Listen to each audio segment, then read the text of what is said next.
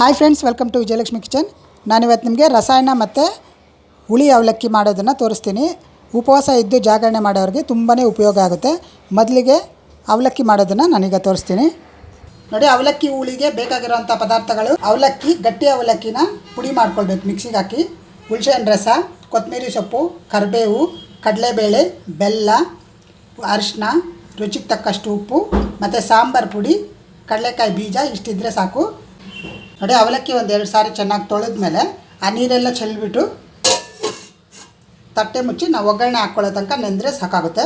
ಈಗ ಒಗ್ಗರಣೆ ರೆಡಿ ಮಾಡ್ಕೊಳ್ಳೋಣ. ನೋಡಿ, ಪಾತ್ರೆ ಇಟ್ಟು ಒಂದು 5 ಸ್ಪೂನ್ ಎಣ್ಣೆ ಹಾಕ್ತೀನಿ. ಅಷ್ಟು ಹಾಕಿದ್ರೆ ಸಾಕು. ನೋಡಿ, ಎಣ್ಣೆ ಕಾದಿದೆ, ಸಾಸಿವೆ ಹಾಕ್ತಾಯಿದ್ದೀನಿ. ನೋಡಿ, ಸಾಸಿವೆ ಚೆನ್ನಾಗಿ ಚಟ್ಪಟ ಅಂದಿದೆ. ಈಗ ಕಡಲೆಕಾಯಿ ಬೀಜ,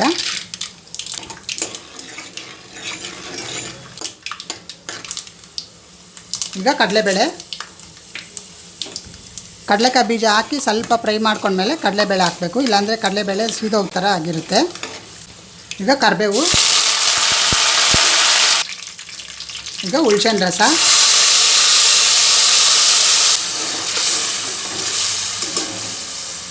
ಮೀಡಿಯಮ್ ಫ್ಲೇಮ್ ಇಟ್ಕೋಬೇಕು.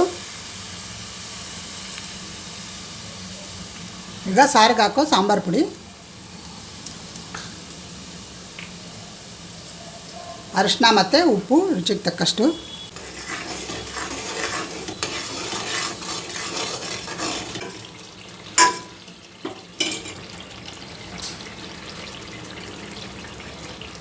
ನೋಡಿ, ಈ ರೀತಿ ಎಣ್ಣೆ ಮೇಲ್ಗಡೆ ಬಂದಾಗ ಬೆಲ್ಲ ಹಾಕಬೇಕು. ಬೆಲ್ಲ ಎಲ್ಲ ಸ್ವಲ್ಪ ಕರಗಬೇಕು. ನೋಡಿ, ಪೂರ್ತಿ ಸಿಮ್ಮಲ್ಲಿ ಇಟ್ಕೊಂಡು ನೆನೆಸಿರೋ ಅಂಥ ಈ ಅವಲಕ್ಕಿ ತರಿನ ಹಾಕಬೇಕು. ನಾವು ತೊಳೆದಿಟ್ಟರೆ ಸಾಕು, ಅದು ಮೆತ್ತಗೆ ಆಗಿಬಿಡುತ್ತೆ. ರವೆ ಇದ್ದಂಗೆ ಇರುತ್ತೆ. ಈಗ ಇದನ್ನೆಲ್ಲ ಚೆನ್ನಾಗಿ ಮಿಕ್ಸ್ ಮಾಡಬೇಕು.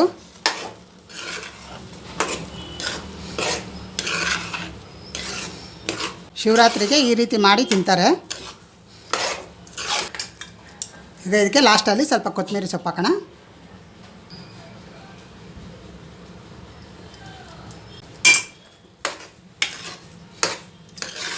ನೋಡಿ, ತುಂಬ ಚೆನ್ನಾಗಿ ಬಂದಿದೆ. ಈಗ ಇದು ರೆಡಿ ಆಗಿದೆ. ಈಗ ರಸಾಯನ ಮಾಡ್ಕೊಳ್ಳೋಣ. ರಸಾಯನ ಮಾಡೋದಕ್ಕೆ ಬಾಳೆಹಣ್ಣು, ತೆಂಗಿನ ತುರಿ, ಒಣ ದ್ರಾಕ್ಷಿ, ಗ್ರೀನ್ ದ್ರಾಕ್ಷಿ ಮತ್ತು ಜೇನುತುಪ್ಪ, ದಾಳಂಬ್ರಿ ತೊಗೊಂಡಿದ್ದೀನಿ. ಈಗ ಇದನ್ನೆಲ್ಲ ಮೊದಲಿಗೆ ದ್ರಾಕ್ಷಿ ಎಲ್ಲ ತೊಳ್ಕೊಂಡು ಬನಾನ ಎಲ್ಲ ಕಟ್ ಮಾಡ್ಕೊಳ್ತೀನಿ. ನೋಡಿ, ಒಂದು ಪಾತ್ರೆ ತೊಗೊಂಡು ಚೆನ್ನಾಗಿ ತೊಳೆದು ದ್ರಾಕ್ಷಿ ಮತ್ತು ಬಾಳೆಹಣ್ಣು,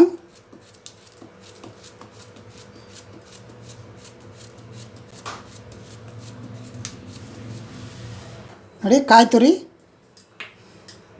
ದಾಳಂಬ್ರಿ, ಒಣ ದ್ರಾಕ್ಷಿ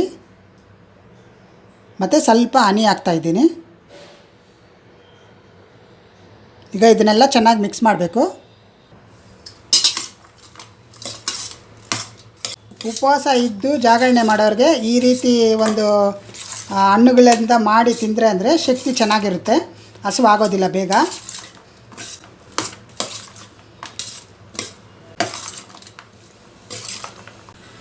ನೋಡಿ, ಹಣ್ಣುಗಳ ರಸಾಯನ ರೆಡಿಯಾಗಿದೆ ಮತ್ತು ಹುಳಿ ಅವಲಕ್ಕಿ ಕೂಡ ರೆಡಿಯಾಗಿದೆ. ಈಗ ಸರ್ವಿಂಗ್ ಪ್ಲೇಟ್ ತೆಗಿತೀನಿ. ನೋಡಿ, ಹಣ್ಣುಗಳ ರಸಾಯನ ಹಾಗೂ ಹುಳಿ ಅವಲಕ್ಕಿ ರೆಡಿಯಾಗಿದೆ. ತುಂಬ ಟೇಸ್ಟಿಯಾಗಿದೆ. ಇದೇ ರೀತಿ ನೀವು ಮಾಡಿ. ಆದಷ್ಟು ನನ್ನ ವೀಡಿಯೋಗಳನ್ನ ಲೈಕ್, ಶೇರ್, ಸಬ್ಸ್ಕ್ರೈಬ್ ಮಾಡಿ. Okay friends, thank you.